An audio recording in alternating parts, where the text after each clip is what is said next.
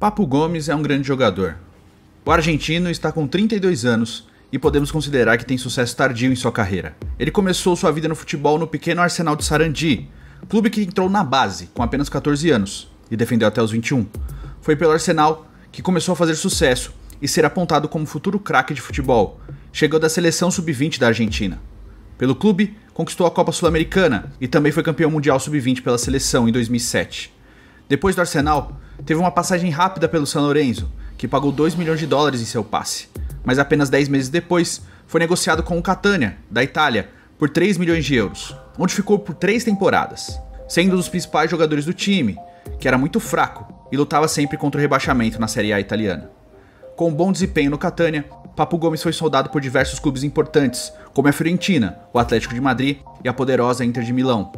Mas com uma proposta gigantesca financeiramente para ele e para o Catania, o jogador escolheu se transferir para o Metalist, da Ucrânia, por 7 milhões de euros. Na Ucrânia, Papu tinha o maior salário do elenco e foi contratado para ser o principal jogador do time. Porém, a situação não deu nada certo. Com apenas 20 jogos e 3 gols, além dos problemas de banimento do clube da Champions League, o jogador passou a ter problemas de relacionamento com a direção do clube e alegando medo de estar no país por causa dos conflitos políticos que tomavam força entre Rússia e Ucrânia. Não vendo outra alternativa, o Metalist acabou negociando seu jogador com a Atalanta por 4 milhões de euros. No novo clube, com o tempo, Papu passou a ser cada vez mais importante. Mas a grande virada da carreira dele foi com a chegada do treinador Giampiero Gasperini, em 2016. O técnico viu em Papu um jogador completo, tirando ele da parte ofensiva de definição de jogadas para a criação, transformando o jogador no meio ofensivo de grande qualidade.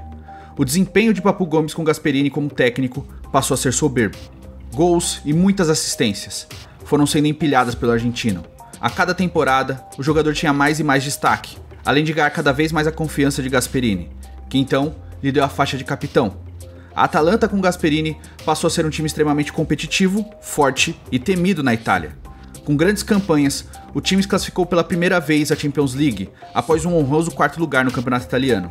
Na Liga dos Campeões de 2019 e 2020, o time liderado pelo capitão Papu Gomes fez um ótimo torneio e foi eliminado apenas nas quartas de final, pelo finalista PSG, de Neymar e Mbappé, dando muito trabalho ao clube francês, absurdamente mais rico que o clube italiano.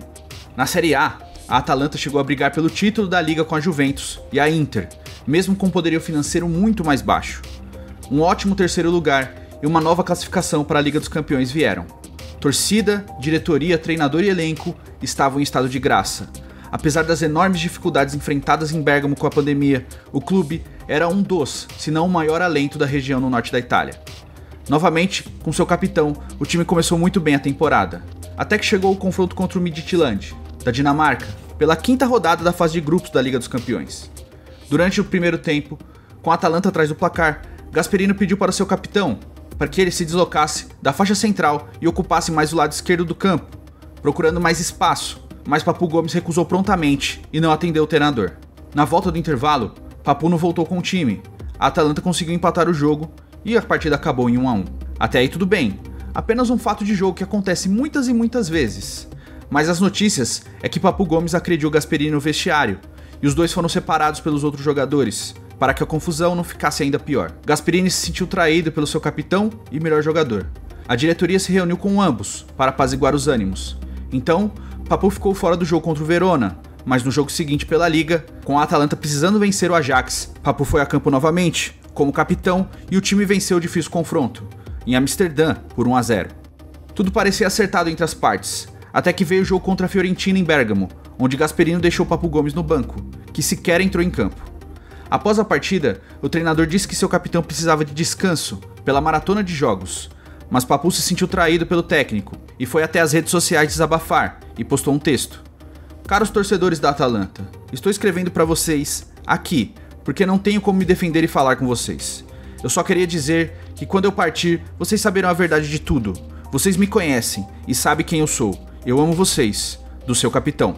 Ao saber do desabafo de Papu, Gasperini foi até a diretoria da Atalanta e pediu para que o capitão fosse negociado para outro time, mesmo sabendo que sem ele, o time perderia muito em condição técnica, mas considerando a atitude de Papu Gomes uma traição sem perdão no futebol. Dos últimos 3 jogos da Atalanta, Papu Gomes entrou em campo em apenas alguns minutos, no empate com a Juventus em Turim por 1-1. No jogo contra a Roma, com a vitória de 4-1 da Atalanta, nem no banco o capitão ficou. Pelo visto, todo o grupo da Atalanta ficou ao lado do técnico Gasperini, e ninguém comprou a briga sem sentido de Papu Gomes. Quem saiu perdendo nessa história, além da torcida, foi o próprio jogador. Mostrando a força do time, mesmo sem seu principal jogador, Gasperini provou seu ponto, que é a vida na Atalanta sem Papu Gomes, que agora é sondado por diversos times, como a Inter de Milão, a própria Roma e o PSG, com um pedido pessoal de Di Maria para o presidente Al-Khelaifi. Uma história tão bonita quanto a de Papu Gomes na Atalanta foi destruída pelo próprio jogador, que não conseguiu lidar com o próprio ego. Infelizmente, o futebol tem dessas. É uma pena.